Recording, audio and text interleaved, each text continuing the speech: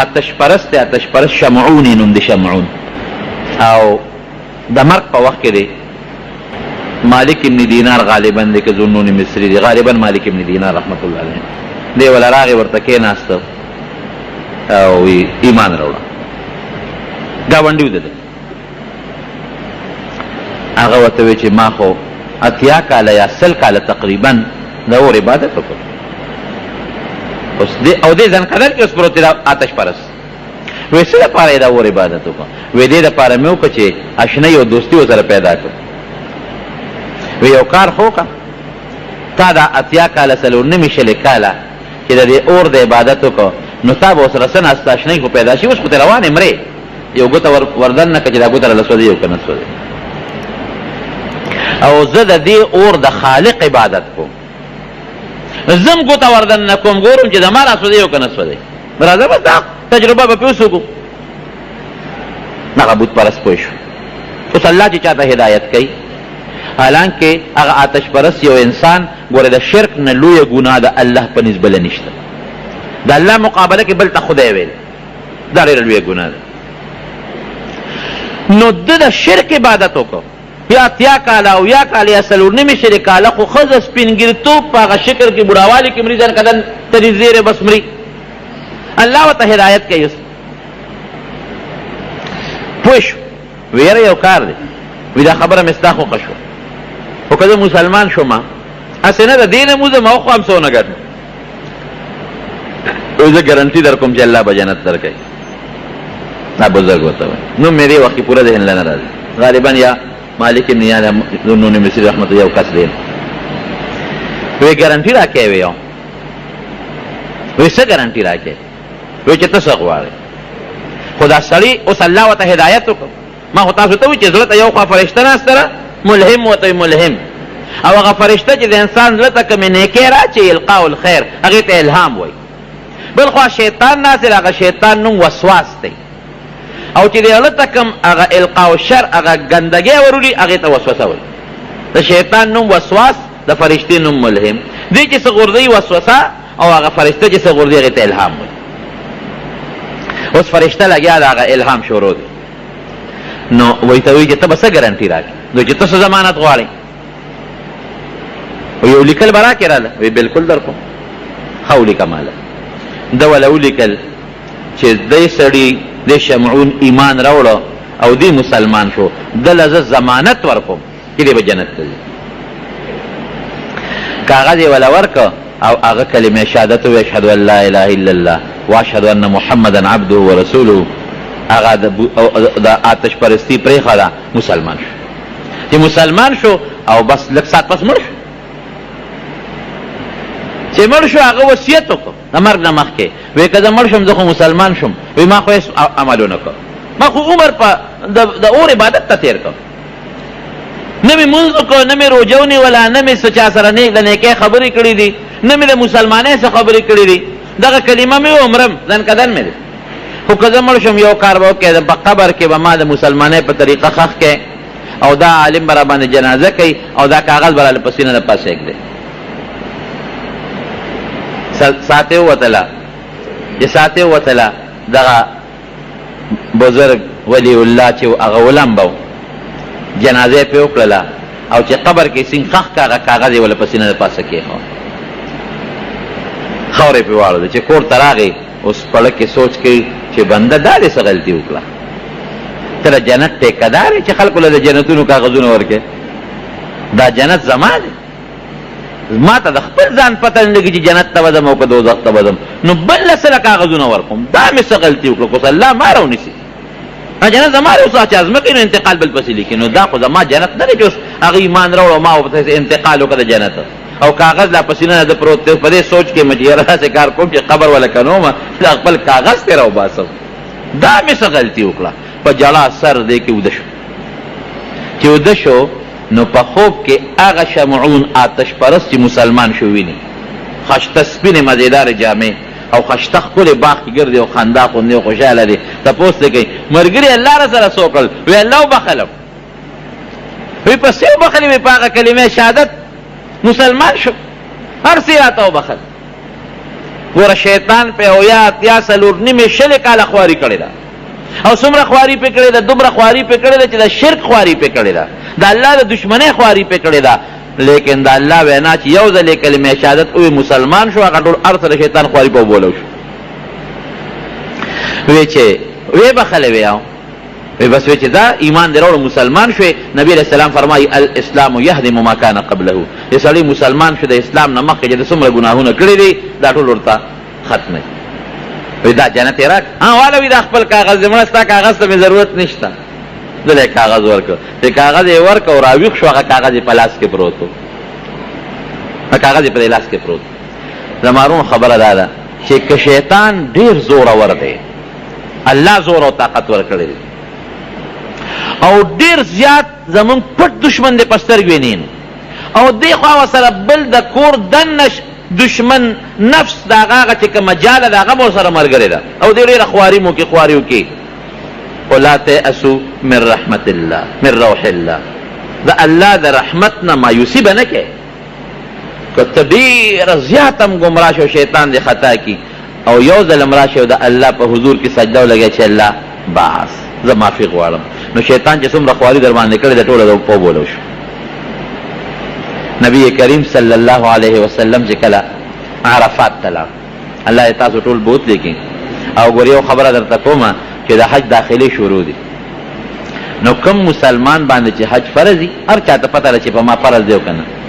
نو هغه داخلي وکړي ښه بینکونو په ذریعه هم داخلي شروع دي او دا باقي دا نور ایجنټان چې کوم دي هغوی به هم څوره دي پس داخلي شروع کوي نو دې کې سستي مه کوئ نو چې نبی علیہ السلام مبارک حجت الوداع د اخیري حج جمعه هم ده او عرفه هم ده او د عرفات په میدان کې ودرېده جبل رحمت ته مخامخ یو ځای دی هغه ځای کې نبی علیہ السلام مبارک خطبه ویلې ده او چې دا اوس کوم ځای کې مسجد نمیره د جومات دی دا د نبی علیہ السلام مبارک د خیمې ځای دی کې خیمه وه نو ودرېده او د صحابه کرامو دا ډېر لوی هجوم دی تقریبا 1,40,000 کم و بیش صحابه کرام ملګري ورسره دي څوک په غر د پاسه دي څوک یو طرف ته دي څوک بل ته دي نو نبی علیہ السلام مبارک هلته کې یو 3 سوالونه د الله نه وکړل 3 دعاګانې وغوښتلې دریو کې 2 دعاګانې قبول شوې یو دعا چې ده نو هغه وخت قبول نه شو د هغې جواب ور نه شو نبی علیہ السلام نه په ها کې او نه په نه کې چې دا قبلو نو چې نبی علیہ السلام مبارک واپس راغی مزدلفې ته نو مزدلفه کې یو ځای دی جبل قزح ورته وایي او ډېر د دعا د قبلېدو ځای دی زموږ علما لیکي چې د اسمان لاندې د ځمکې د پاسه دا دعا د قبلېدو ر دغه ځای نه مبارک ځای بل نشته حتی چې د بیت الله د منځ نه هم هلته دعا ښه قبلېږي او بل هغه ځای کې دعا قبلېږي خو د هغې مخصوص وخت دی ګورئ دام نه چې ګنې هر ټیمه هغه همدغه د مزدلفې په ورځ باندې د سار د مانځه نه پس د نور ختو پورې ټیم نبی کریم صلی الله علیه وسلم هلته کې خیمه وه چې کوم ځای خیمه وه نو هلته اوس د مزدلفې جومات جوړ او دا جبل قزح هغې سره نږدې غر هلته نبی علیہ السلام مبارک هغه 3 دعا وغوښته نو چې هغه 3 دعا وغوښتله رب العالمین قبوله کړه دا مې هم دله قبوله کړه نو نبی علیہ السلام مبارک فرمایي وی خندل ډېر خندل نو صحابه ورته وی د الله رسوله دا خو د خندا مقام نه دی د جړا مقام دی ځکه دعا کې خلک جاړي او نبی علیہ السلام په جړا کې هم دعا وغوښتله دا ودې خندل ولې وی شیطان مې ولیده وی کله چې ما ته رب العالمین اعلان وکړ چې دا دعا مې دله قبوله کړه نو شیطان راته الله وښو وی خاورې راغشتې په سر د پاسه یې اچولې او چغې یې والې واویلا واویلا او منډې یې والې چې تبا شوم او غرق شوم ځکه نبی علیہ السلام د امت لپاره دعاګانې غوښتې وي او ډېرې قیمتي دعاګانې غوښتې وي او په هغې کې یو دعا دا وه چې یا الله که ستا څه حق وي زما په دې امت باندې او ستا نه معافي وغواړي نو تا ته دا درخواست کوم چې ورته یې وبخه او که ستا په دې امت د بنده حقي او دې تا نه معافي وغواړي الله نو هغې نه مرسته طریقه جوړه کړه نو چې الله د چا نه رضا شي ګوره د بنده حق نه معاف کېږي په دې غلط فهمۍ کې به نه پرېږدي خو که الله د چا نه رضا شو نو هغه طریقه دا ده. نبی علیہ السلام مبارک فرمایي، ګوره نبی علیہ السلام مبارک وخندل، وی د الله په حضور کې مې الله ته داسې وی، یا الله چې دا د چا په چا حق دی دله جنت ورکه کنه، ورته ووایه چې تاله دا جنت در کوم، دا مسلمان ته دا خپل حق معاف که کنه.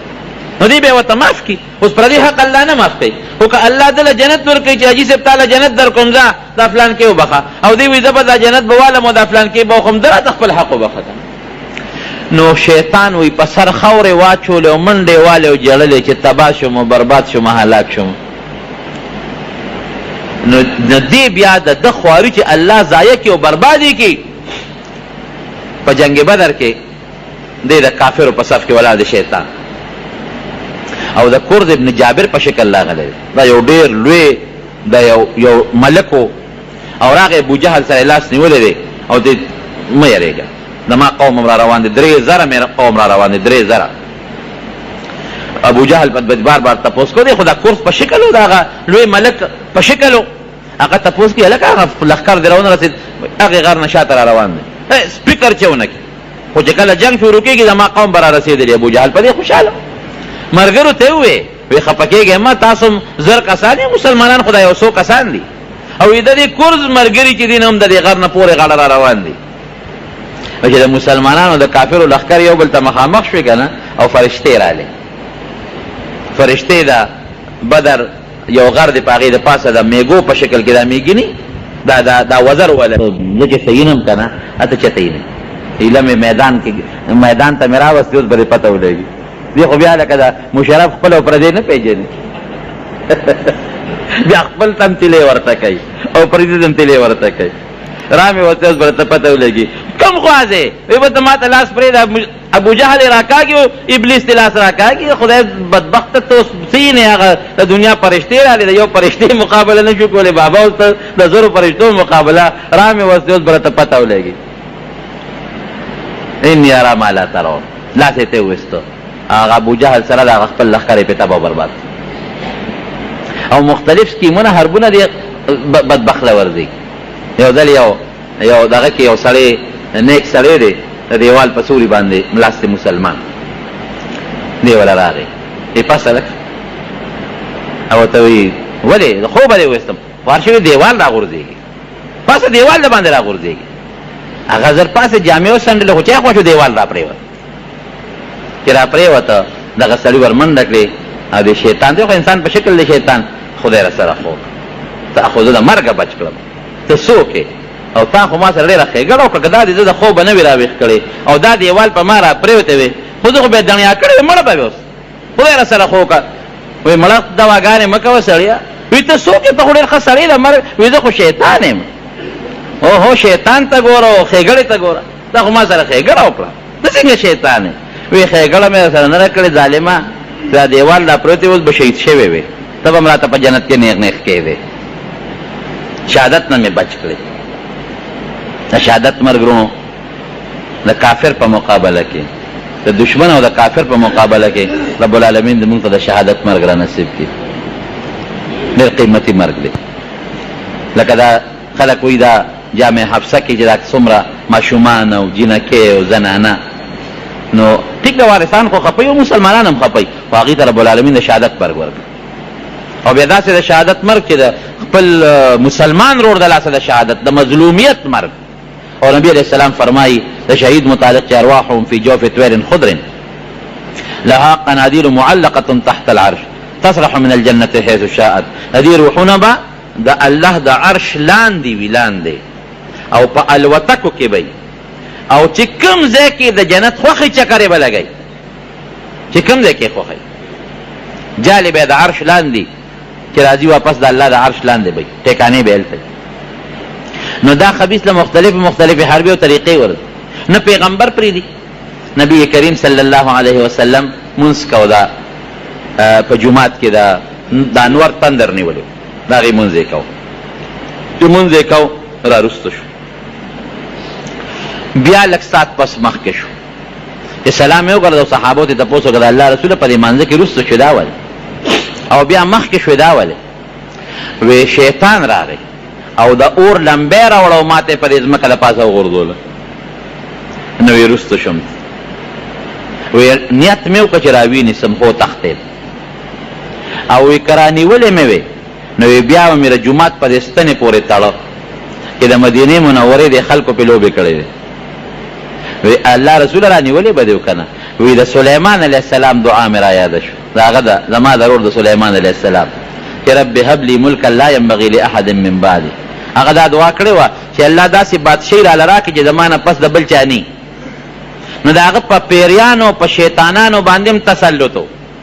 نو که ما دې رانیوه خو بیا خو زمان په دې پیریانو په دا خو هم د پیري راته په شیطانانو هغه تسلط راته زمان پې د پاسه هغه خپل تسلط راته نو د سلیمان علیه السلام هغه دعا کې نیمګړتیا راتله نو ما پرېښود رددته خاسئا مې چې زه چخې خیر وکړي او چې دا ورمخکې شم نو دا الله جنت راته وښو وی نیت مې وکړه چې یو د انګورو غونچک ترې وشو کوم وی بیا مې پرېښو او که دا غونچک مې را شکولی و نو تر څو چې دنیا آباده وه تاسو به ترې میوه خوړه او خلاصېده به نه نو ګوره دا شیطان په پیغمبر مملکې خو الله ته پیغمبر ساتي نبی علیہ السلام مبارک په خپله فرمایي چا یې تپوس وکړه وی نبی علیہ السلام وفرمایي وی هر انسان سره شیطان شته صحابه یې تپوس وکړه د الله رسوله تا سره هم شته نبی علیہ السلام وفرمایل او ما سره هم شته خو زه الله د هغه نه محفوظ ساتلی پیغمبران الله د شیطانانو نه محفوظ ساتي دته الله محفوظ ساتلی او بیا د پیغمبر نه پس د پیغمبر په نږدې امتي خو مضبوط وار کوي خو نه پرېږدي څومره چې نږدې وي په هغه حمله کوي کوشش کوي چې دین ولا خراب کړي کوشش کوي ګوره دا د الله ډېر لوی قدرت دی الله فرشتې را مقرر کړي چې موږ ساتي یعنې که دا فرشتې نه وي که نه دا نیکان به ګوره د شیطانانو وجلي پرېښې به یې نو ځکه غټ دشمنان دي چا باندې به یې اور اچو چا باندې به په ټوپک ډس کو په چا باندې په چاړه به یې غذار کو دا خو الله تعالی فرشتې دي قرآن کې الله یرسل علیکم حفظة دا هغه فرشتو په ذریعه الله تعالی د انسانانو حفاظت کوي که دا نه وي یو نیک انسان او یو عالم او یو بزرګ به یې نه وي پرېښی او بیا خصوصا د مرګ په وخت کې ډېره زبردسته حمله کوي امام رازي رحمت الله علیه فخر الدین رازي ډېر لوی عالم تیر شوی دی دومره لوی عالم تیر شوی دی او تفسیر یې لیکلی دی که تاسو د هغه تفسیر وکته نو عام مولیان د هغه په هغه تفسیر پوهېږي هم نه چې څه پکې لیکلی دی یو ډېر بهترین او د عقلیاتو د نقلیاتو نه ډک یو تفسیر یې لیکلی دی او فلسفی عالم تیر شوی دی یو بزرګو په هغه زمانه کې شیخ نجم الدین رحمت الله علیه د هغه سره د امام رازي رحمت الله علیه نسبت نو یو ځل دا بزرګ اودس کوي او خپل شاګرد مرید ورته وباچوي نبی علیہ السلام مبارک فرمایي چې په اوبو کې به اسراف نه کوي په اودس کې به ډېرې اوبه نه لګوي دی لګیا دی الله سینځي او هغه مرید ورته وباچي یو لوټه یې تشه کړه هغه مرید لاړ اوس بله لوټه ده سوچ اوس بل ځای کې دی مرید ورته لګیا دی وباچوي ډېرې زیاتې اوبه استعمال کړې مرید هم حیران دی چې نن خو صاحب بله اوبه استعمال کړه ما خو دې اسراف وکړو خو په دې اخر کې داسې یو چونګ اوبه راواغېستې داسې یې وویشتلې او زه به یې پښتو کې ته معنا وکړم چې اوبه یې وویشتلې وی ورته وایه چې بې دلیله خدای یو دی بې دلیله خدای منم او چې دی څنګه ووې هغه مرید ته وی اوبه راته واچوه او داسې وکړه مریدانو یې تپوس وکړه وی حضرت څه چلو تا خو نن بله اوبه په ځان باندې استعمال کړې زیاتې اوبه استعمالول خو ګناه ده اسراف دی او بیا دا دې څه اوبه دې کم خو ویشتې او دا ودې ویسو وی ما ته الله امام رازي راښکاره کړه فخر الدین رازي د مرګ په حالت کې وساتې وته او هغې ته مې توجه شوه د بزرګانو ته کشف کېږي کشف یو شی به ظاهر کې تا ته نه ښکاري هغې ته به الله ښایي وی زنکدن کې پروت او شیطان سره مقابله وه د زنکدن په وخت کې ګوره دا خبیث مضبوطه حمله کوي شیطان ورته وایي چې وایه که نه الله شته ده ورته وایي او څه دلیل دی یو دلیل یې ورته وایي شیطان ته مړه دا دلیل خو دې بېکاره دی هغه یې وله باطل د یو کتاب لیکلی دی امام فخر الدین رازي د الله تعالی په وجود سل دلیله لیکلی سل وی دا دلیل خو دې بېکاره دی امام فخر الدین رازي ورته وایي ښه دا دویم دلیل چې هغه دویم دلیل یې ورته پیش کړی دی وی دا دې هم بېکاره دی دا هم باطل دریم دلیل یې ورته پیش کړی دی او شیطان سره مناظره مقابله شروع د درې مې مرتوی دا دم باطل اخیری او ایدو ته په توجه ما دته الله د کم ځای نه خی دې د لر ځای نه ویني وی اخیری سلام دلیل ته خبر اور رسیدله وی ما وی چې سلام دلیل ولا برباد کې غلا تړي د ایمان نه تیری وی بس یو چونګو به مې راواغشتي ورو مې نوسته او आवाज مې ولا ورکه چې ورتوا چې بے دلیل خدای منم وی الله زما هغه چونګو به د امام رازی سینې ته ور رسوله او امام رازی ورته وی چې ابلیس رمستل کوا دلائل پرېدا بے دلیل الله موجود دی یو نه منم وی شیطان داغه د ځن خپل نو کې وسته او امام رازی سره د ایمان د دنیا نه لا د ځان قدن وخت کې امام رازی غوندې سړی ته خطه دی په دلایل نه شیواله هغه غرور په جنتونو کې ګرځیدل پسمانونو کې چکرې والی دي د هر پیغمبر خبره اورېدلې ده په دریابونو ګرځي په دنیا ګرځي یو لطیفه غوندې ده خو د عبرت ده یو زمیدار چې نه هغه یوې کوله یوې او شیطان ولا راغی خصوصا مسلمان شیطان ول انسان په شکل کې راغی زمیدار کاکا یو خبره تکم خدای څو خدایان دی هغه ته خدای یو دی وې څه دلیل دی سره چې خدای یو دی زمیدار کاکا ورته وی دلیل غواړي وی او وی خو درې کې دلیل دته وې یو درولا او هغه د غوان هغه چوکني هغه مضبوطه چوکۍ کنه هغه د خون نه جوړي کړه څنګه جوړي هغه سیخ پکې لا بیلي هغه چوکۍ راواغښتا او ورپسې ورغی وی تا خو چوکۍ راواغښتا او درې کنه دلیل دته خیمه دلیل دته خیمه شیطان دی او تخته ده خدای به قوت دلیل مو وای به به دلیل دا منم چې الله یو دی نو شیطان سره مقابله کیږي نه دنیا کې جستانه له غونې پوهه غسر مقابله نشي کولای شیطان سره به مقابله وکړي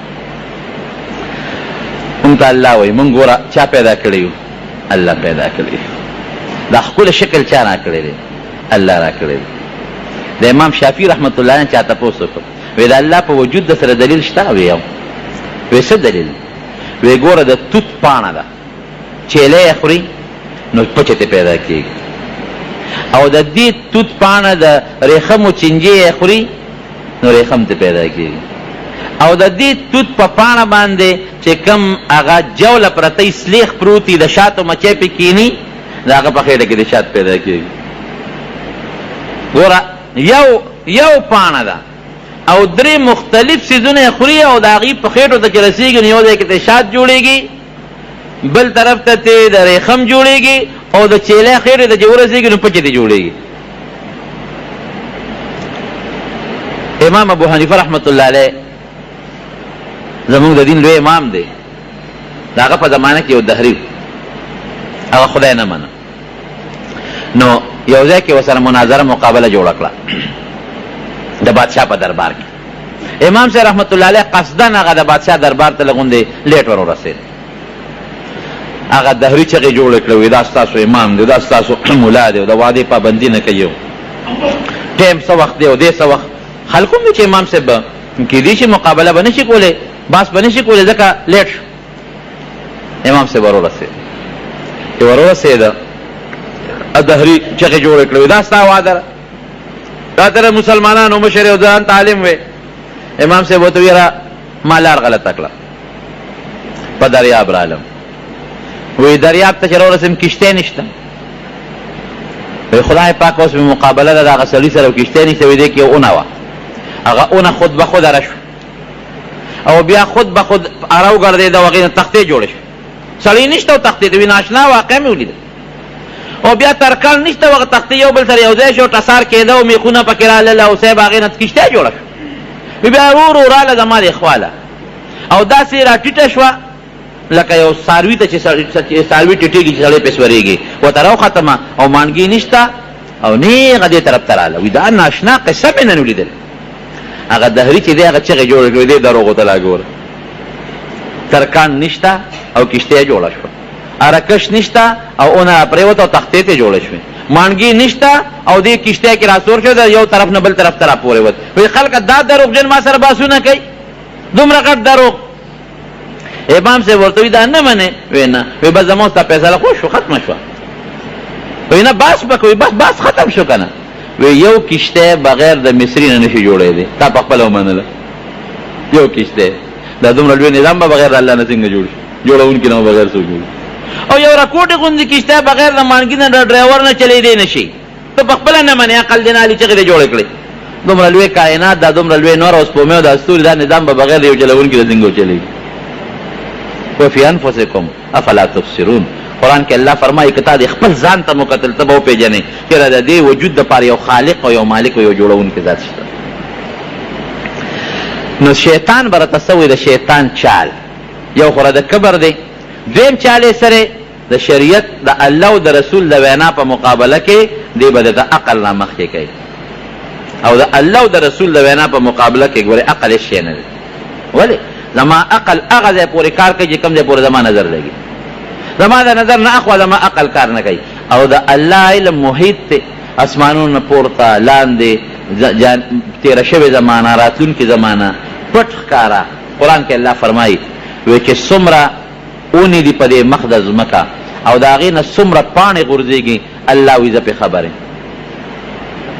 او په دې ځمکه کې چې څومره تخمونه دي، تخمونه یو زمیندار چې د شړشم دانې راوالي او په ځمکه کې ونولي، د شړشم خو ډېرې وړې دانې دي، خو که ده د غنم دانې راواغېسته او په ځمکه کې ونوستې، دې د خپلې دانې بیا معلومولی شي زما دانه په کوم ځای کې پرته ده څومره دي؟ نه. او الله وایي دا ټولې ما ته معلوم دي.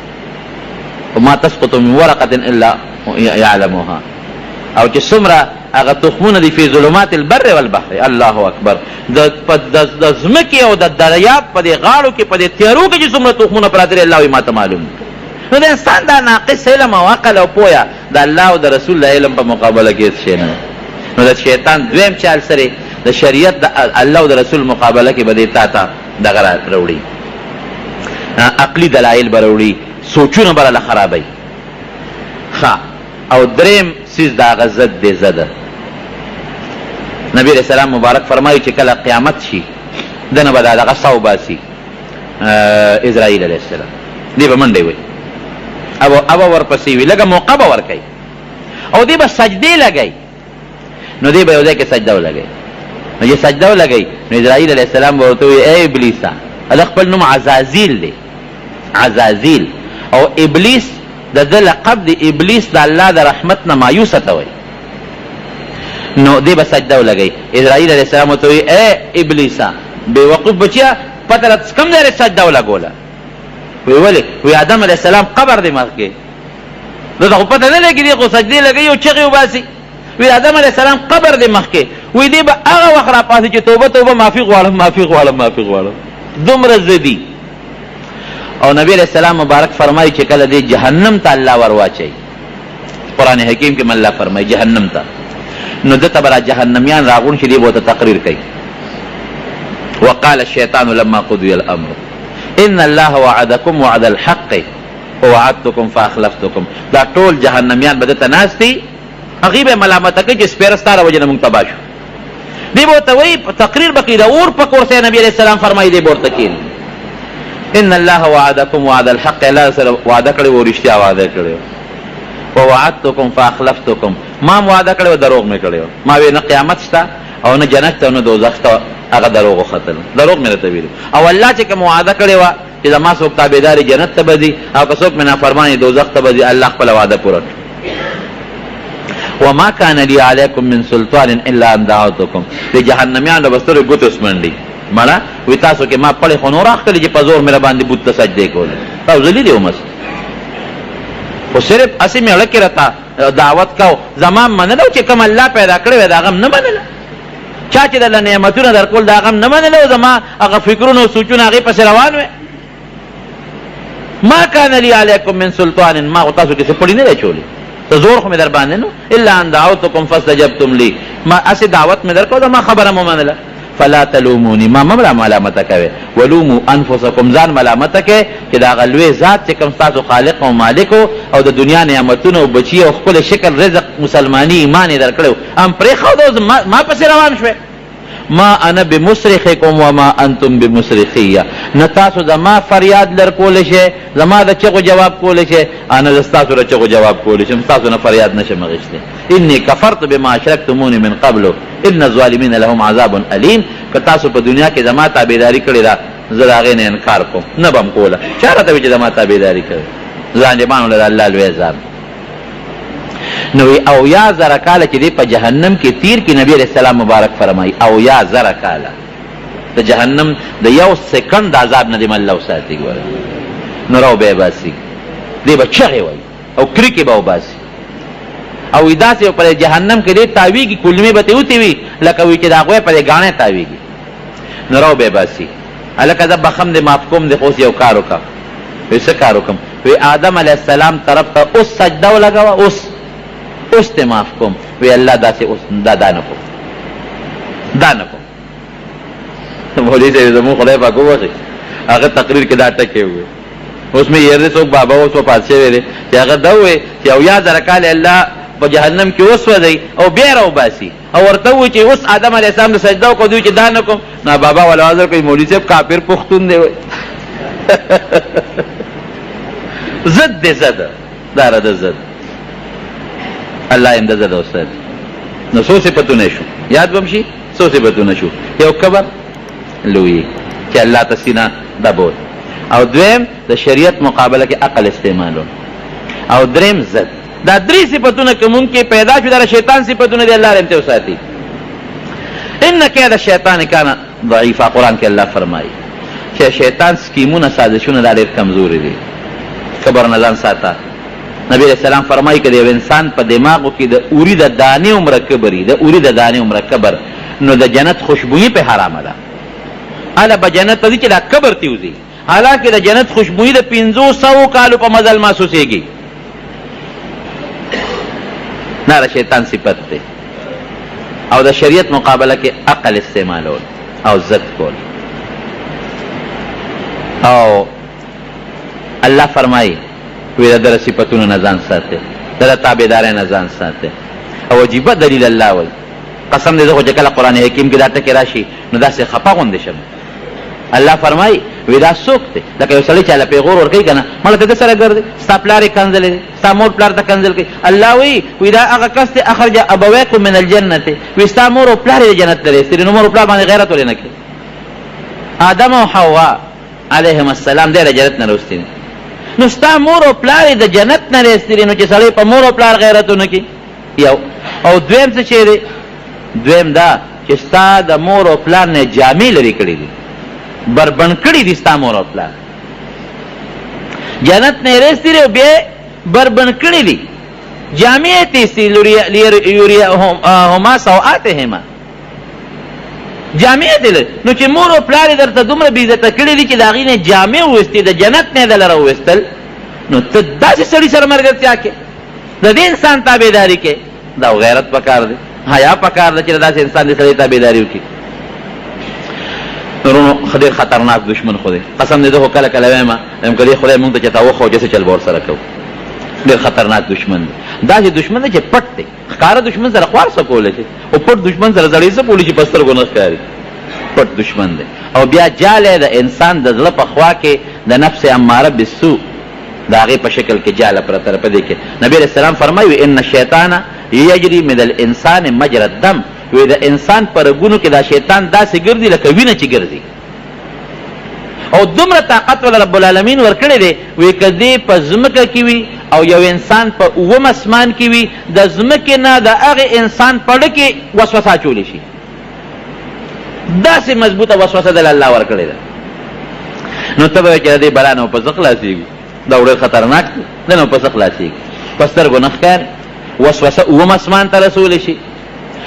نفس اماره بسو جالی زما زړه سره پرته ده زما په رګونو کې ګرځي نو یو دم الله خولی دی هغه د الله ذکر دی ذکر چې کله هم د الله ذکر کېږي په دې زړه کې وایي الله الله یا لا اله الا الله دې به تښتي د ده یو صفت خناس دی خناس تښتېدونکي رستو کېدونکي ته وایي نو که ته وایې زه د شیطان نه بچ شم د الله ذکر کوه دې به رانه تښتي او حدیث پاک کې راځي چې څوک بانګ وایي بانګ هم د الله ذکر دی که نه نو چې بانګ شروع شي دې تښتي دا شیطان او ټیزونه اچوي ټیزونه او هغې پورې منډې وایي چې دې دا بانګ اواز نه اوري نو بیا راشي چې بانګ ختم شي نو چې بیا اقامت شروع شي اقامت بیا د الله ذکر دی نو بیا تښتي منډې وایي نو چې اقامت ختم شي نو بیا راشي د انسان زړه ته کښېني نو دا انسان هله پرېږدي چې دې سلام وګرځوي او پته ورته نه لګي چې ما 3 رکعاته وکړل او که 4 مې وکړل هغه زور د انسان نه وباسي نو وروڼو دا 3 صفتونه د شیطان دي الله دې موږ د درو صفتونو نه ساتي. او ورسره د الله ذکر کوي. ذکر د الله چې ذکر څومره زیات کوي هغه مره به د شیطان نه محفوظ یې. بس شیطان نه خلاصېږي د الله په ذکر چې خوله خدوی د الله ذکر. دا غیبتونه او دا کنځلې یو بل پسې سپکه ویل دا ټول د شیطان صفتونه دي. د دې نه به ځان ساتو. او اخیر یو ټکی وایم، یو شیطان دی هغې ته قرین وایي. هغه چې دی څنګه دا شیطان اګی چی ګورې ښه دا ابلیس ما ته ورته د نسل بدل شوی دی. د پیریانو جدا طریقه باندې نسل پیدا کېږي لکه څنګه چې د انسانانو پیدا کېږي. او د ده دا جنس الله بدل کړي دی اګی چی او هغه اګی د خپل ترخ کې ګرځي. نو چې کوم اولاد د اګو نه پیدا کېږي ډېر زیات دي. اوس چرګې ته اګی کېږي زوره بچي راوړي. نو بلا اګی چې سپېره بچي او بلا بچي پیدا کېږي نو هغه بچي پیدا کېږي. کم مخلوق چې د اګو نه پیدا کېږي هغه د شمېر نه زیات دي. لکه ماشي شو، مچان شو، یا دا نور د هغې شمېر څوک نشي کولی. نو یو انسان پسې هغه نور شیطانان خو وي، خو یو دی چې هغه څنګه دی پیدا شو نو یو ورپسې ولګوي وایي ته به ردنه نه جدا کېږي تر مرګه پورې به ته د سره یې. نو چې دی کله جهنم ته دا سړی ګمراه شي که نه او دا جهنمي جهنم ته غورځېږي نو دغه شیطان چې دا کم د سره پیدایشي ملګری دی دا به ورسره په یوه اتکړی وتړي او دواړه برق جهنم ته غورځوي. د انسان دا ګمراه انسان او دغه شیطان چې د ماشوموالي نه ورسره ملګری دی دا به ورسره په یوه اتکړی تړلي په جهنم کې بیا غورځوي. مولوي صاحب د خدای پاک زمونږ وبخي هغه به وي د جهنم دا سزا خپله ده. وایي دا ډېره لویه بېغیرتي ده چې سړی په جهنم کې د شیطان سره لاس تړلی پروت وي. واقعي دا ډېره لویه بېشرمي ده، بېعزتي ده چې شیطان سره چې دی خوا ګوري چې بعضې مسلمانان د نبي علیه السلام د لاس مبارک د حوض کوثر اوبه څښي، بعضې د هغه د چترۍ لاندې ولاړي، بعضې هغې سره یو ځای جنت ته روان دي، او بعضې د شیطان سره لاس تړلی جهنم کې پراته دي. دا ډېره لویه بېشرمي ده. الله دې محفوظ وساتي. که دا شیطان نه وي نو بیا خو د انسان د امتحان وړو مقصد نشته. د هغې خو داسې مثال دی لکه یو د سکول استاد اعلان وکړي چې ټول هلکان به پاس شي. نو چې دا اعلان څوک وکړي نو بیا د چا د امتحان څه ضرورت دی او بیا د هغه کتاب د کتلو او د هغه مطالعې او د هغه علم څه فایده شوه. بیا خو د الله فرشتې وي که نه انسان الله پیدا دی دپاره کو چې یو خوا دله زه کتاب ورکوم قرآن، پیغمبر ورته لیږم، عقل ورکوم، سوچ ورکوم، فکر ورکوم، خپل نعمتونه ورکوم او په دې نعمتونو کې د عقل سترګې ورکوم، او بل طرف ته ولا شیطان ورکوم. او د شیطان سره یو بل دشمن دی چې هغې ته نفس وایي، نفس اماره بالسوء. دا دوه غله الله مونږ له دوه ډاکوان راکړي دي. که د یوازې شیطان وي نو انسان ته ضرر نشو رسولی، او که یوازې نفس وي نو انسان ته ضرر نشو رسولی. د دې نفس داسې مثال دی لکه په کور کې دننه چې غلي، او د شیطان داسې مثال دی لکه د کور نه بار چې ډاکو وي. نو که د کور نه بار ډاکو وي او په کور کې ورسره ملګري نه دی غلا نشي کولی. او که په کور کې دننه یو سړی غلا کوي خو د بار ملګري ورسره نه د مال دولت به کوم ځای سنبالي چې دی غلا کوي. د کور دا دشمن د بار دی دشمن ته لاره ښیي په دې لاره به بېګاله راوړي، په پلان کې الماری کې پیسې پرتې دي، دا کور مالدار دی او دا غریب دی، او د بار ډاکو راشي غله وکړي ځان سره مال یوسي. دغه رنګې دا شیطان د بار ډاکو دی، او دا نفس او د انسان دا خواهش دا د کور دننه ډاکو دی. دواړه چې یو ځای شي د انسان نه ایمان غلا کړي، د چا نه ایمان یوسي. الله دې مو ساتي. د چا نه د نیک عمل غلا وکړي. او ورونو د دوی یو نظام ګورې چلیږي، څنګه چې زمونږ او ستاسو د حکومت یا د کور نظام چلیږي دارنګې د دوی نظام چلیږي. نبی کریم صلی الله علیه وسلم فرمایي چې په دریاب د پاسه د شیطان تخت دی،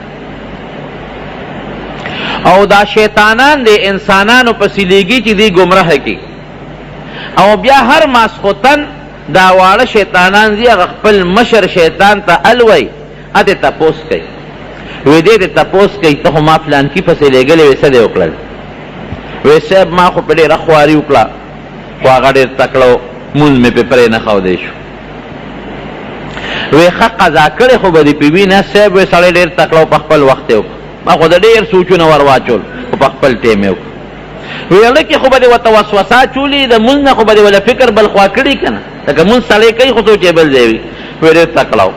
دې کې هم کامیاب نه شوم. نو دا مشر ابلیس دی نورو بچو ته وایي چې دې ونیسئ او په دریاب کې ولې یو څو غوټې ورکړې دی خو د اور د ذاته دی د د اوبو ګورې نه لګي په دې دریاب کې یو څو غوټې ولا ورکې ته ما ولېږلې تاړو څه کارو نه وی بل ولا راشي خطه خو مې لېږلې وې فلان کې پسې سره وکړل بابا ما خو ډېره اوچته کارنامه کړې ده اسنګه وی بس لګیوم وسوسې مې ورته اچولې اله مې پرېښو چې ښځه مې پې طلاقه کړه کور مې ولا روان کړ نو وی دا مشر ابلیس را پاسي او په دې شا باندې وټپئ وی نعم انت ته زما ډېر ښه بچې زبردست کمال دې وکړ او فیلتزمه ځان ته یې را تر غاړه باسي او ښکلي ولې ځکه طلاق چې واقع شي د ښځې د خاوند په منځ کې کور روان شو بچي خورېري شو تباه شو دوه خاندانونه دشمنۍ ته لاړل دا ښځه به څه کوي په بدعملۍ به سري هلک به څه کوي په بدعملۍ به سري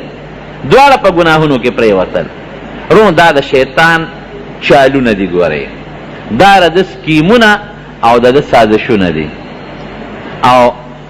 د کم وخت نه دا سکیمونه سازشونه شروع دي دومره خبیث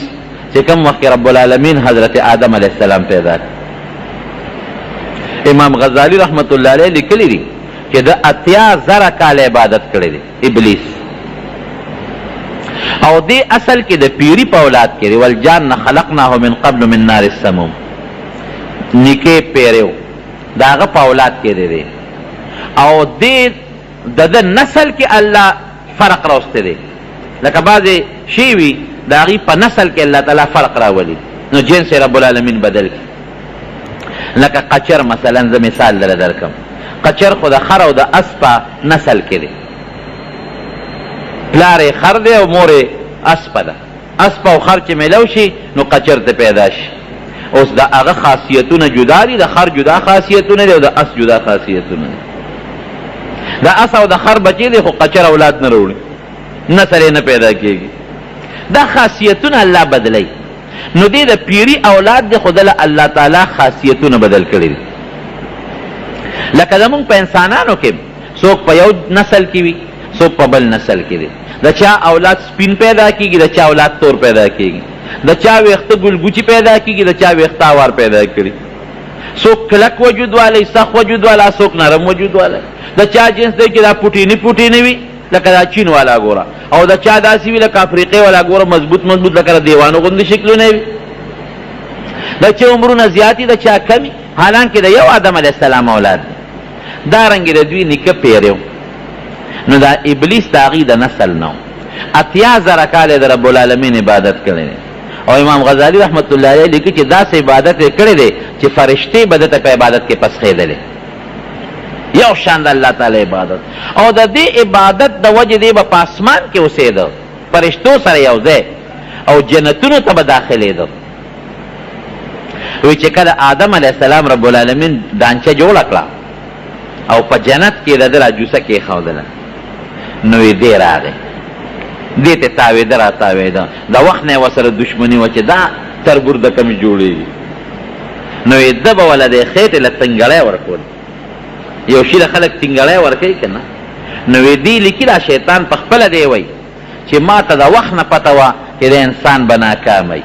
ځکه چې ما دله لومبی تنګړی ورکړ نو د ډډتوب اواز وکړه ډډ لکه بعضې شي له سړی تنګړی ورکړي نو کلک اواز کوي او بعضې داسې اواز کوي چې تا ته پته لګي چې دا شی دننه ډډ دی وایي ما وایي چې ډډ شی نقصاني وي ده کې خامخا څه نقصانات دی دا به برابر ني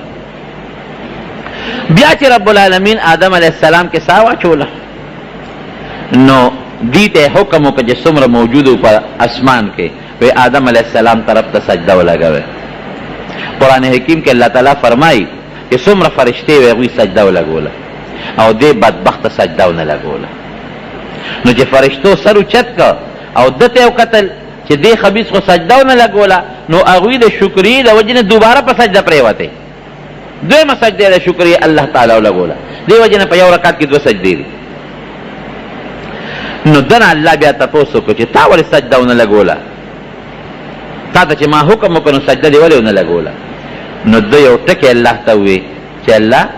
دې د خټې نه پیدا کړی دی د خو مخکې نه پته ډډ لا بیل دی خټې نه پیدا دی او زر د اور د لمبې نه پیدا کړی ځکه چې دې د جان د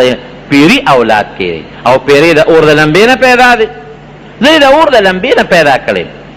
زما د اور لمبه خشتۍ مزیداری، او چې دا بله شي نو بره زور کوي، او خټه په ځمکه پرته وي، د پاسه پې خلک ګرځي، څښاشي، بویي کوي، بدبویي کوي، اوبه پې د پاسه پرتې وي، خلک پې ګرځي، متیازې پې خلک غورځوي، نو دته به زه څنګه سجده لګوم؟ ګوره د عقل نه یې کار واغېست او کبر یې څو صفتونه شو؟ دوه. یوې د الله د حکم په مقابله کې د عقل نه کار واغېست، او دویم یې کبر او لویي وکړله، دته سجده نه لګو، نو رب العالمین دې را ذلیله کړه، زه رسوا به ګرځې، ذلیله به ګرځې. نو چې دې الله ذلیله کړ، نو الله ذوالجلال ته بیا دې را نیغ شو، الله ته را نیغ شو. ګوره دویم کبر ته یې ګوره، د شیطان 3 صفته دي، هغې نه مونږ ځان ساتو، الله دې ته وساتي. یو صفت یې کبر دی، دویم صفت یې ضد دی، ضد. دا باید سړی په ضد کې وي، که جرګې ول راځي، که څوک ورته ملتونه کوي، او که ښه خبره مو ته کوي، خو دې د هغه خپلې خبرې نه وړي، ضد وي پکې ضد. او دریم صفت دا چې د الله او د رسول د خبرې مقابله کې عقل چلول، دا 3 د غټ صفتونه. رب العالمین دې ذلیله کړه، رسوی کړه، او فرشتو ته حکم وکړ، فرشتو سره مشوره هم کړې ده، د دې نه مخکې شیطان ته د هغه مشورې پته ده چې د دې به زه خلیفه ګرځوم، ځمکې ته به یې کوزوم، اولاد به پیدا کېږي، او خپل زما حکمونه به خپل اولاد ته او خپلو بندګانو ته رسوي. نو چې کله الله پاک ده نه تپوس وکړ، نو دې الله ته ور مخامخ شو، ګوره د دې کبر ته او لویۍ ته ګوره، وایي تا خو زه ذلیله کړم او رسوا دې کړم، خو زما د ستا په ذات قسم، الله ته قسم خوري چې دا ما ته خو الله ویلو چې دې به ځمکې ته لېږم، خلیفه کوم به، درته پته وه چې داسې به کېږي، او دې نه مخکې پیریان هم په مخ د ځمکه اوسېدلي دي، د دغه پیریانو د جنس نه هم دی. وایي د ده اولاد به ما نه یوم جنت ته نه ځي، ستا د رضا کار به نه کوي، او د هر طرف نه به زه د ده په د اولاد او په د حمله کوم، د ښي طرف نه به حمله کوم، د ګس طرف نه به حمله کوم، د شا نه به حمله کوم، د مخې نه به حمله کوم، د بره نه. مطلب دا چې دې به زه پرېږدم نه، هر طرف نه په ده راځم او زه به حمله کوم، خو دې به زه ستا تابعدارۍ ته نه پرېږدم، دې به زه ګمراه کوم. نو دوه خبرې شوې، یو خو د آدم علیه السلام سره دشمني ده چې د ده د وجې د ما د 80,000 کاله عبادت ته وبولو شو، او یو یې ګورې الله سره دشمني ده چې تا به نه خوشحالوم، ځکه د انسان په تابعدارۍ خو الله خوشحالېږي. دا ګوره ډېره خطرناکه خبره ده. رب العالمین ورته 5 قسمونه وخوړل چې تا هم قسم وخوړه، خو زه هم درته 5 قسمونه خورم، زما دې په خپل ذات، په خپل جلال، په خپل عظمت، په خپل لویۍ او په خپلو صفتونو قسم، چې که ته ډېر هم ګمراه کې او ډېر هم خطا کې او ټول عمر یې زما نه لرې وساتې، خو که دې یو ځلم ما ته د دې ټولو ګناهونو نه توبه وباسي، ستا دا ټوله خواري به په اوبو لو کړم او ځان ته به یې رانږدې کړم. یو سړی او ښځې سره یې جګړه وکړه، نیک سړی چې ښځې سره یې کور جګړه وکړه، نو ښځې خو هم هر قسمه شته، بعضې ښځې هم داسې وي چې هغه په پوزه مچ نه پرېږدي، ځکه زه بشیرجان ته چې د ښځې نوم ګورې واده روزانه به دې تخسته نظر نه لري، کله به دې په ملا چاپې ولاړې وي، او کله به دې دا حالت به دې نه وي، بیا خو دې منډه هم نه شي وهلی، دا و چا سترګې نه خو منډه ووایي، منډه ووایي بار ته لاړ شي، خیال دې راغی څوک دی ولې را منډه وي، سپی را پسې و، سپی نه هغه سپی وي،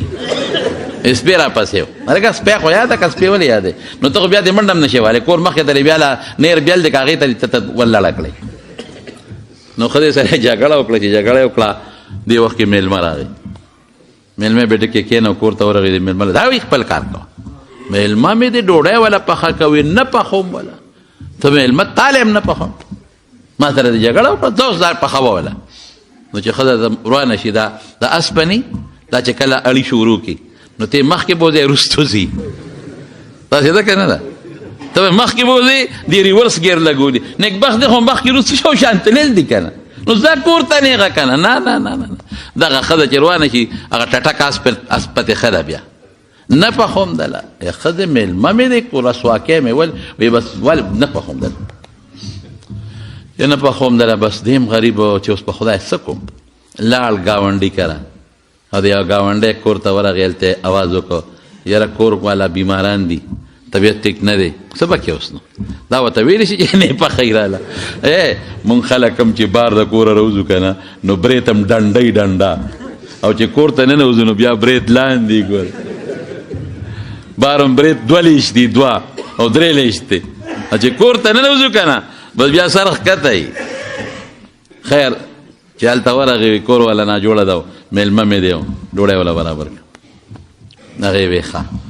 په ګاونډۍ ښه وه بس هغې ول ډوډۍ برابرول شروع کړل چې ډوډۍ برابرول شروع کړله نو دته لیکې ور وټکېده چې ور وټکېده وردنه ورته ښځه ورته ویې لږ رادننه شه نه بس مه پخوه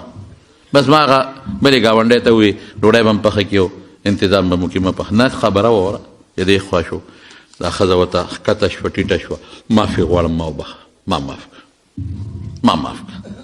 بس ستا د میلمه چې څومره انتظامي هله شا به زه کوم ورشه ګاونډۍ ته وچو ښځې دا څه جنجال دی جوړ کړو وختي دې په شرمونو شرمونم نه کومه او اوس وی کوم چې ته کور ته لاړې زه هسې دې بورچي خانې ته ورغلم چې بورچي خانې ته مې وکتل د اوړو د بوجۍ نه یو بوډا بابا دی اوړه رالي او په شکری کې اچوي او چې نور د پخلي کم سامان دی ارالي او په شکری کې اچوي خدای بابا څوک دی مې دا څه کې زموږ د کور نه زموږ په مخ کې بابا غلا کې بوډا سپینګیریه او سامان وړي وی نه که نه نه دا خو د دې میلمه حق و ستاسو په دې کور کې نو هغه حق ته میلمه له نه ورکې نه بله ګاونډی کره دوړمه چې هغې وله پوخ کړي دا د میلمه حق و ستا په دې کور کې خو چې تی نه پخې نو دا به اوس هلته یوسمه هغې له به ورکړمه میلمه حق دی ته خوړی شي نه هغوی خوړی شي ما وی نه نه کېده ما توبه زما توبه زه یې وله پخوم باباجي غیب شو ښې یې کېښود د الله فرشته وه د هر چا دپاره چې کوم رزق مقرر دی حق دی بس نبی کریم صلی الله علیه وسلم فرمای چې کله ماشوم د مور په ګېډه کې جوړ شي نو فرشته هلته الله نه تپوس کوي د مور په دا ګېډه کې پروت دی الله مل اجل دی به کله مري دنیا ته لا راغلی نه دی وي کله به تې ځي دې ته رسه کوي دنیا ته لا تشریف نه دی راوړی امیر المؤمنین لا خېټه کې پروت دی امیر المؤمنین کوم ځای پروت دی خېټه کې امیر البطن د حضرت خېټې بچې لا په خېټه کې دننه پروت دی او هلته وایي دی به کله ځي دی مل اجل مر رزقو څونه ډوډۍ به خوري څونه بروټ به خوري څه به کوي څه به کوي څه به کوي څه به کوي دی به څنګه ګرځي کوم ځای به ګرځي او دا به نیک عمل کوي الله که بد به کوي شقي و سعید دا هر څه یکتبو دا ولیکلی شي فی بطن امه د مور خېټه کې به دا غاړه کې ورته ور واچوي وکل انسان الزمناه طائره فی عنقه ونخرج له یوم القیامة کتابا یلقاه منشورا نو ته د مور ګېډه کې پروت لا دې دنیا ته تشریف نه دی راوړی کاکاجي مور ګېډه کې پروت وی لا دنیا ته تشریف نه دی راوړی امیر المؤمنین دنیا کې ملا صاحب نه راغلی امي صاحب نه راغلی هلته پروت ستا روزي لیکلی شوی او پکې نخرې کې منډې ورپسې وې هوا د دنیا اسباب د انسان دپاره دي خامخا به اسباب طلب کې خو د الله د مرضۍ لاندې خپله مرضي به د الله د مرضۍ د پاسه کې نه او که خپله مرضي د الله د مرضۍ د پاسه کړه نو د پوخ ایمان د کچه شو یو ټس به د نځي د رسول الله مبارک د خوږ ایمان او د ښکلي ایمان د دیرې نه د قدم بار وویسته دنیا کې هم پریشانی آخرت کې هم پریشانی دنیا کې هم تباہی آخرت کې هم تباہی نو ذکر رسول الله مبارک فرمائی لا یؤمن احدکم حتی یکون هواه طبعا لما جئت به چې زما خوږ ایمان زما خشته ایمان زما هغه ایمان چې سړی ډایرکټ نیغ په نیغه جنت ته رسوي دا په هغه چا کې نشي کېدی چې د الله او د رسول مقابله کې خواهش اخلي خواهش به د الله او د رسول تابع کې زور پسې خواهش پسې بالکل ځه خو د الله او د رسول تابع نو زما هغه ښکلي ایمان چې څنګه د صوت او جنت ته پې سړي ځي هغه ایمان کې به زه داخل کړم دا زموږ د ښکلي پیغمبر وینا ده رزق چې څومره مقرر دی هغه دی خو زما وروڼو رزق پسې به منډې وو طلب به کوو صحابو کړی دی ځمکې صحابو غښتي دي اوښانې غشتې دي، کورونه یې جوړ کړي. عثمان صاحب ډېر مالدار و، عبدالرحمن ابن عوف دونه مالدار و چې هغه به پخوانۍ ډبلې روپۍ به وي، نو په هغه ډبلو روپو خلک مږي نو صفا کوي چې زنګ ونیسي، نو اوښان به یې پې د پاسه ګرځولو، د اوښانو په هغه خپو به یې وله صفۍ کوله. مال شمد نه دی، مال ګټل ګناه نه ده، خو چې د الله او د رسول د مردۍ لاندې وي، د الله او د رسول د مردۍ لاندې، او خواهش پرستی پکې نه چې دا مال ګټې زما بچي به دا به وخوري، د عبادت به پې وکړي، حج به پې وکړي، عمره به وکړي، بچي له پې ښځه وکړم، د شریعت مطابق کار به کوم که خیري، جومات به جوړ کړم، لار به جوړه کړم، صدقه به ورکړم، خیرات به وکړم. دا څیزونه پکې راوله. مقصود اللہ کا دویم نمبر مال کا، مقصود خیرت کا دویم نمبر دنیا کا. قسم په خدای دی خپله به دې مال را راول. اوس نفس سره ډغره شروع شوه، نفس وایي سمله اوده شه بړستن کې رستو به وکړې مړه هلکه مونځ د مړه دی نن به ګزاره وکړو سبا به شروع کړو. نفس وایي مه پاسه بړستن ګرمه ده، خواهش وایي مه پاسه بړستن ګرمه ده، خواهش وایي مړه رستو به وکړې ورګه لا نه قضا کېږي، خواهش وایي جومات ته مکور به وکړې. نفس وی مکوا مکوا، الله و رسول وی وقتی پاسا، جنت وی وقتی پاسا، جنت ندا شیطاو شو. ماسپخین بیا گرمی دا یخنی دا، مازیگر بیا ماخام بیا بلستن کې ما یاره خپې مې خوږېږي، لاس خوږېږي، یاره نشم پاسې دی، یاره تکلیف دی، دا منځ دا نفل د شپې. او کوم دغه کس ته دی ووی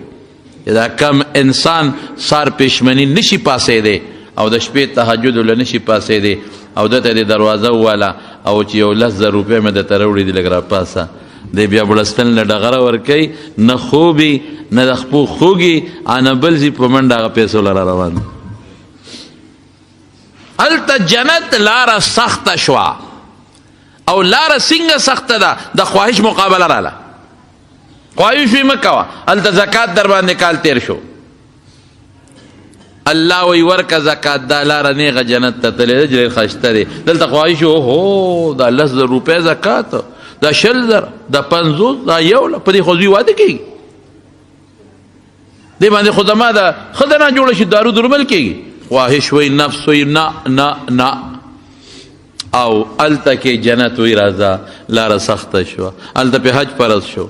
5 लाख روپۍ لګي، 6 لک روپۍ لګي. نفس وی نه نه، په دې خو زما د زوی ټوله ښادي کېږي، د لور پې پوره واده کېږي، زوی له پې کورم جوړېږي، د زوی ښځه هم پې کېږي. نفس وی ما هلته الله وی دا ولګوه حج وکړه چې په دې لاره را پورې وځه چې جنت ته دې ورسو. هلته روژه ده په اوړي کې، اوهو ډېره ګرانه ده، څوک بیا سر ته رسوي. نفس وی منیسه منیسه منیسه، الله وی ونیسه، لاره خو سخته ده، خطرناکه ده، خو مخکې به کم خواته ځي؟ جنت ته به ځي. تاسې نور عبادتونه، جهاد د الله فی سبیل الله، کافر سره مقابله سخته ده. بدر کې رسول الله مبارک وکړه سخته وه، احد کې رسول الله مبارک وکړه سخته وه، خندق کې رسول الله مبارک وکړه، پکې شهادتونه هم رالل. دا سخت څیزونه ته ګیر چاپېره و د عبادتونه، دا مال خرچ کول، دا د انسان په نفس تکلیفونه. الله وی لاره سخته ده، یقین لري که څوک ور ورسي. دوزخ نه ګیر چاپېره خواهشات ته وکړل، دا خواهشات نفسانیه د انسان لچې غواړي، دا ګناه د څونه ډولی ده. د شپې په نیمه شپه هم ولا منډې وې، دا غله چې کنډر کوي دا دروازې کوي که د شپې کوي؟ شپې به نیمه شپه. دا غلاګانې چې غله کوي څه وخت یې کوي؟ دا ګډون چې کوي په دا مسالو کې او دا په چایو کې، دا دروازې نه کوي، د شپې کوي چې څوک هم ونه ویني. دا غلا غلطۍ چې څومره روانې د شپې روانې دي، خوب خو قربان که ته اوسه، خو الله دپاره سخت دی، دنیا دپاره ښایسته دی. دا د سترګو خواهش د پردو ښځو ته وګوره، دا د سترګو خواهش د پردو جنکو ته وګوره، دا د سترګو خواهش د فلمونو ته پې وګوره، د بربنډتوب ته پې وګوره، دا د غوښ خواهش سندرې واوره، په موبایل ګانه ولګوه ګانه، مونځ به هم کېږي دلته کې، رنګ به هم راشي، په جومات کې به ډنګار شروع شي. خوند دی که نه؟ غوږ له خوند ورکوي، په ژبه غیبت دروغ خوند ورکوي سړي له، په زړه کې د ګناه سوچونه خوند ورکوي سړي له، دا د پردي مال وهل خوند ورکوي سړي له، دا پردي انسان ته تکلیف رسول خوند ورکوي سړي له. دا خواهشات یې دګیر چاپېره تاو کړل، دننه خو اور خطرناک خواهشات دي. ورشه جبریل اوس وګوره چې ویې کتل راغی، وی الله یریږم چې دا ټول خلک وردننه به شي دوزخ ته، او مثال د رسول الله مبارک ورکړی دی درته نه ورکوم. رسول الله مبارک فرمایلی دی وی دا مثال د شمع او د پتنګ دی. شمع بلیږي، اور بلیږي، اور او پتنګان ور روان دي. او دا اور دوی ته خشته ښکاري، ښکلې ښکاري. که پتنګ ته دی وي چې دننه خو سوځې نه ورځي، هغه ته دا اور خشته ښکاري، ښکلې ښکاري، ښکلې ښکاري. خو چې ورشي نو سبب د تبی وي که نه بیا د خواهش کې چې د اور له ورشم رڼا ده ښایسته، تیارې نه وځي پتنګ، کټ د ګوټ نه هم راوځي تیارې نه. تیاره د انسان د حیوان فطرتا دا نی خوښه، دا روزي ورپسې چې روزي شاتو مچو ته نه ګورې، رڼا له منډې وي، پیټیر هم ورپسې شاتو نه مرو، شات هم پرېږدي، هغې له منډه وي رڼا له. چې ورشي نو دننه بیا دا رڼا په څه باندې بدلېږي، بیا په اور پتنګ وزرې وسوځي، لاندې پرېوځي، خلک یې خپې کېدي او مړ شي. رسول الله مبارک فرمایي، الله قربان شم ته،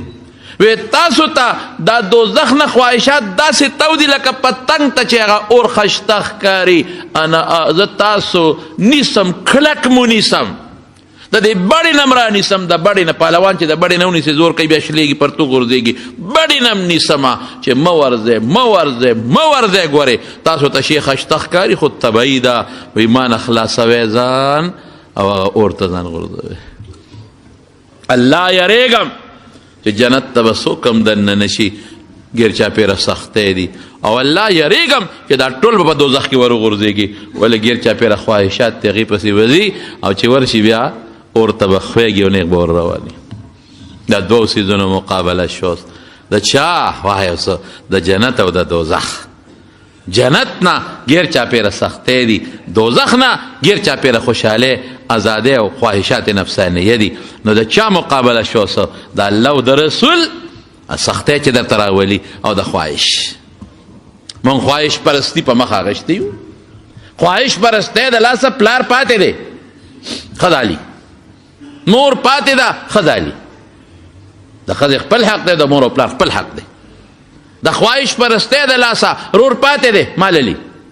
رور پاتې دی، خور پاتې ده، د پلار په مال ټوله تا قبضه وکړه. د خواهش پرستی د لاسه ګاونډي سره جګړه، د خواهش پرستی د لاسه د ګاونډي پولوال، د خواهش پرستی د لاسه کور کې جګړې، د خواهش پرستی د لاسه نن دنیا په جیلونو کې پرته ده. دا غټ خلک چې دا نه به رانیسي، اوس دا لوی خلک چې دا نه بوتل اسه چي او جیل کې نن پراته چغې وباسي. ولې وباسي؟ خواهش پرستی ده. د خواهش په پیسو ته ضرورت و، پیسې خو به غریبانانو ته ضرورت دي، ډوډۍ ته محتاج دي، چایو ته محتاج دي، دارو درملو ته محتاج دي. دا چې کوم د کروڑونو مالکان دي پیسو ته څه ضرورت دی؟ دا ټول خواهشاتو منډه ده، خواهشاتو زغل دی. وزیر صاحب ستا پیسو ته ساجت ډېره دی ګټلې ده، صدر صاحب ستا پیسو ته ساجت ډېره دی ګټلې ده،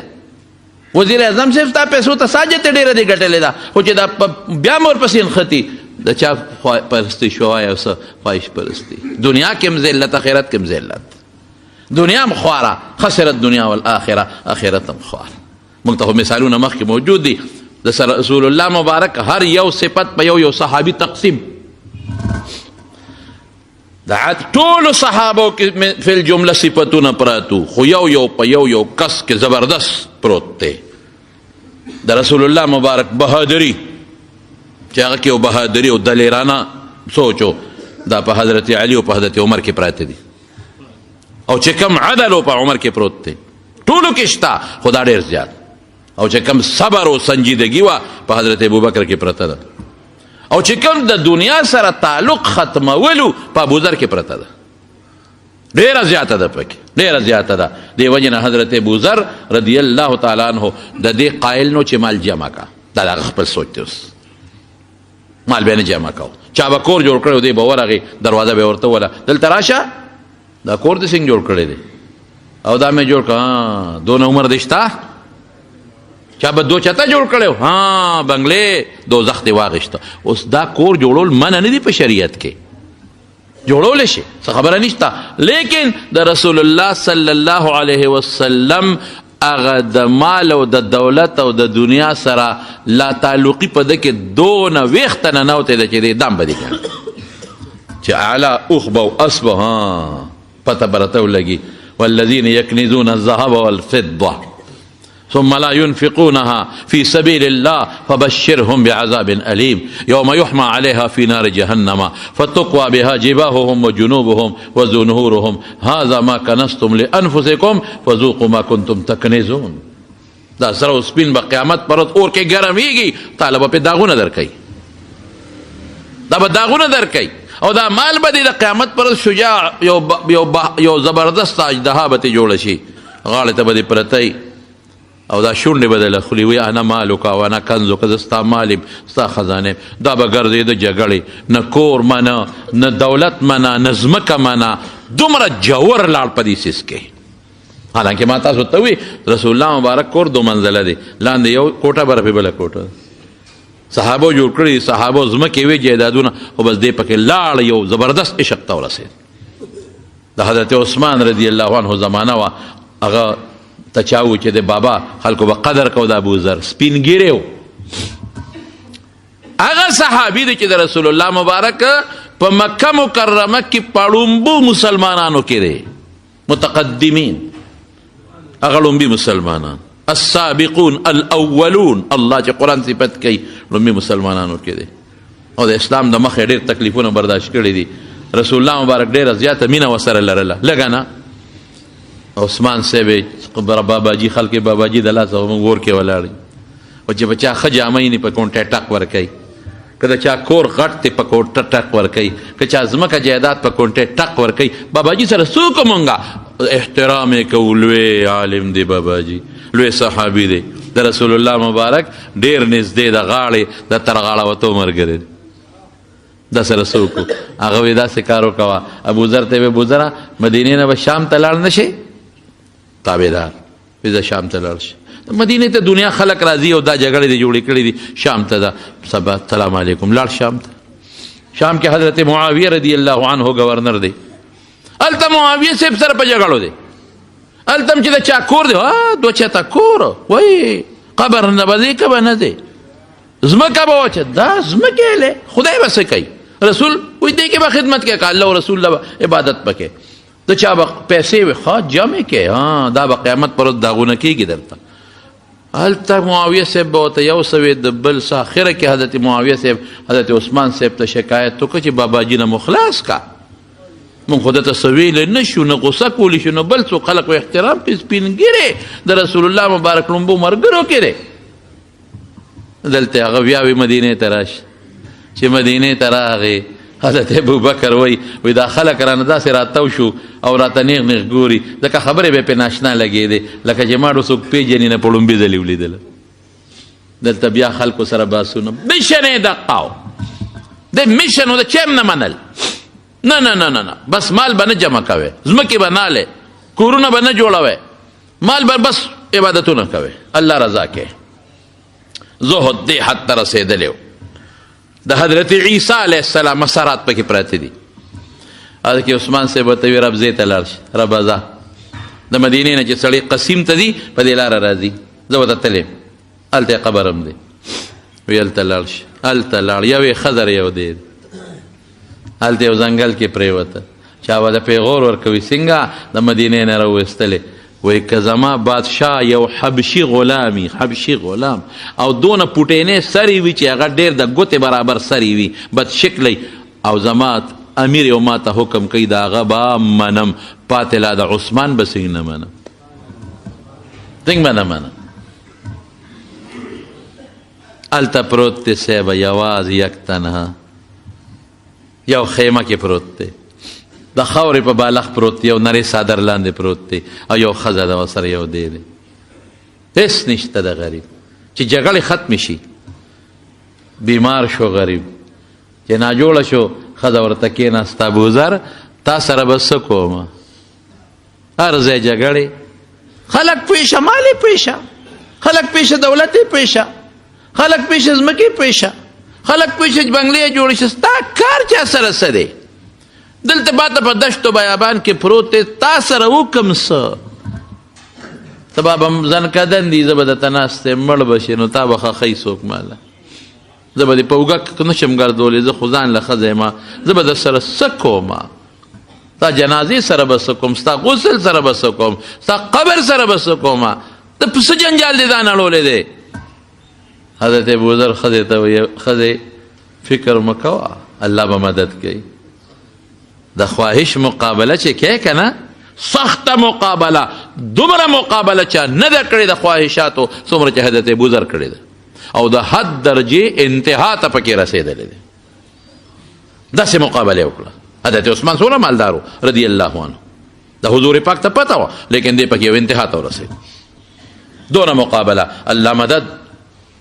وایي داسې کار وکړه ښځې فکر ونه کړي، الله به مدد کوي.